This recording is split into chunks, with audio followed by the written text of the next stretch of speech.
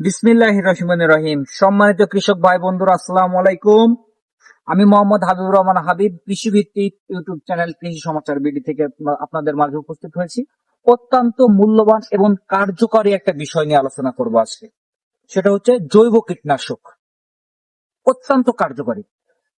আমরা যে গাছটা লক্ষ্য করছি একটু দেখেন, গাছটা হচ্ছে যে মেহগনি গাছ। আপনারা সবাই পরিচিত একটা গাছ, সবাই কম বেশি চেনেন। এটা একটা কিন্তু মেহগনি গাছ। এই মেহগনি গাছের অত্যন্ত একটা কার্যকরী একটা উপাদান আছে, সেটা হচ্ছে মেহগনি গাছের ফলের বীজ, যেটা অত্যন্ত একটা কার্যকরী উপাদান। অথচ আমরা অনেকেই কিন্তু এই বিষয়টা কিন্তু জানি না যে মেহগনি গাছের বীজ থেকে কি করা সম্ভব। আসুন তাহলে জেনে নিই এই মেহগনি গাছের বীজের আসল রহস্য। সেটা হচ্ছে মেহগনি গাছের বীজ থেকে যদি আমরা জৈব কীটনাশক তৈরি করি, সেক্ষেত্রে ওই জৈব কীটনাশক অত্যন্ত কার্যকরী মাজরা পোকা দমনের জন্য এবং দীর্ঘস্থায়ী এবং দীর্ঘমেয়াদী হিসাবে কাজ করে। সেক্ষেত্রে এই মেহগনি গাছের ফলে এক ধরনের উপাদান থাকে, যেটা হচ্ছে আজারবার্চিটিন। সেক্ষেত্রে এই উপাদানটা থাকার কারণে এই মাজরা পোকার দমনের জন্য অত্যন্ত কার্যকরী।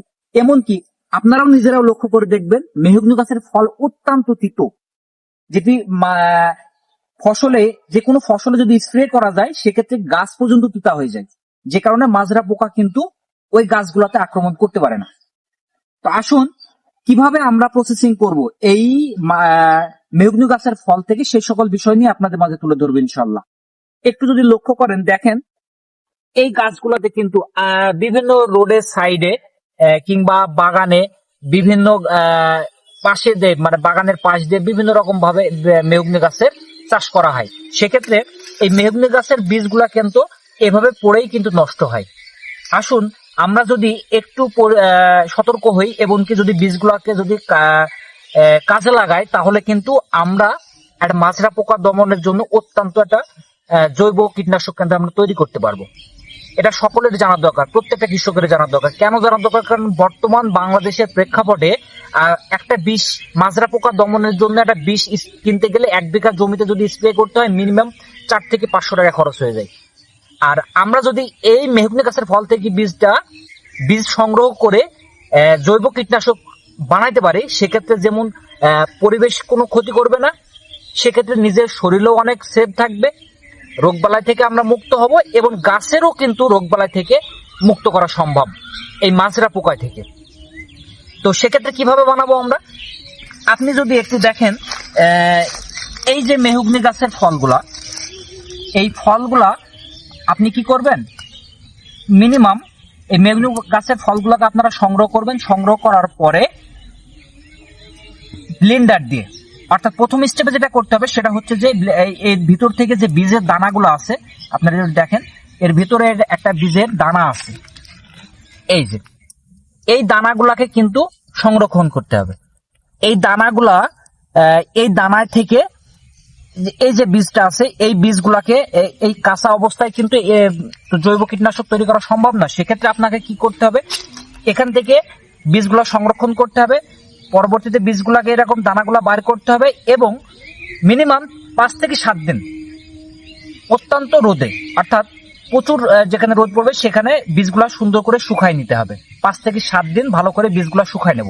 শুকায় নেওয়ার পরে ব্লেন্ডার হতে পারে কিংবা বিভিন্ন যে কোনো মাধ্যম দিয়ে, ব্লেন্ডার, বিশেষ করে ব্লেন্ডার হলে ভালো হয়, ব্লেন্ডার দিয়ে আমরা কিংবা পাটাই বেটে যেভাবে হোক না কেন বীজগুলাকে সুন্দর করে গুঁড়া করে নেব, একদম মিহি করে নিতে হবে।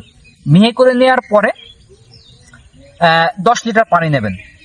10 লিটার পানি নেবেন, সঙ্গে কি করবেন, 50 গ্রাম ডিটারজেন্ট পাউডার। কারণ ডিটারজেন্ট পাউডার কম বেশি সবার বাড়িতে থাকে এবং বিভিন্ন ডিপার্টমেন্টাল স্টোরগুলোতে সাধারণত পাওয়া যায়, যেটা দিয়ে আমরা কাপড় কাচি সাধারণত, সেই ডিটারজেন্ট পাউডার নেব 50 গ্রাম।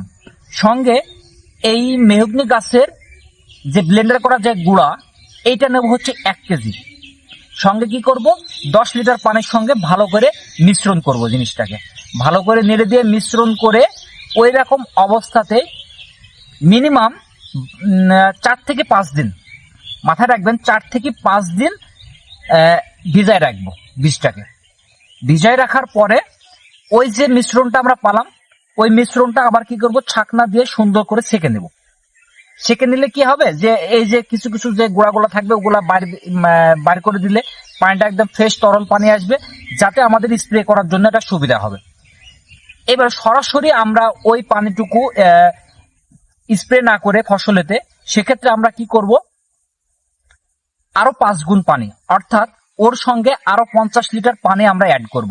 10 লিটার পানির সঙ্গে আরো 50 লিটার পানি অ্যাড করব, অর্থাৎ যোগ করব। যোগ করার পরে পানির সঙ্গে ভালো করে মিশ্রণ করে নিয়ে আমরা যে সকল ফসলে মাজরা পোকার অত্যন্ত বেশি মানে প্রকোপটা বেশি দেখা যায়, বিশেষ করে এখন যেটা আমাদের সব থেকে জরুরি সেটা হচ্ছে ধানের জমিতে মাজরা নিয়ে আমরা অত্যন্ত চিন্তিত।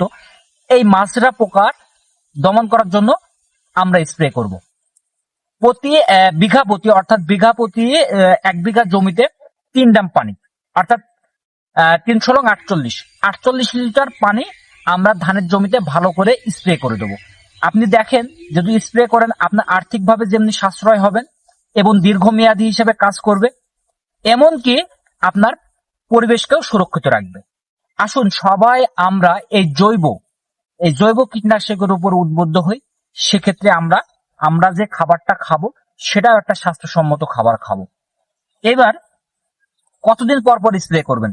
সেক্ষেত্রে এই যে ফলের বীজ থেকে যে ওষুধ বানালাম, সেই ওষুধটা প্রতি 7 দিন পর পর, যদি ধানের জমি হয় সেক্ষেত্রে আমাদের করতে হবে কি, প্রতি 7 দিন পর পর 3 বার স্প্রে করুন। দেখুন আপনার ধানের জমিতে আর কোনো মাজরা পোকার আক্রমণ দেখবেন না ইনশাল্লাহ। কারণ আমরা পরীক্ষিত, আমরাও চাচ্ছি যে বাংলাদেশে এই জৈব কীটনাশকের বিস্তারটা লাভ করুক। সেক্ষেত্রে আমরা আর্থিকভাবে অনেক লাভবান হব। আপনারা যারা নতুন তারা অবশ্যই সাবস্ক্রাইব করুন এবং পরবর্তীতে আরো ভিডিও পাওয়ার জন্য আপনারা নোটিফিকেশন বেল অন করে রাখুন। এমনকি অন্যান্য কৃষক ভাইদেরকে বিষয়টা জানানোর জন্য কিংবা ভিডিওটা অবশ্যই শেয়ার করুন। ধন্যবাদ সকলকে। আসসালামু আলাইকুম।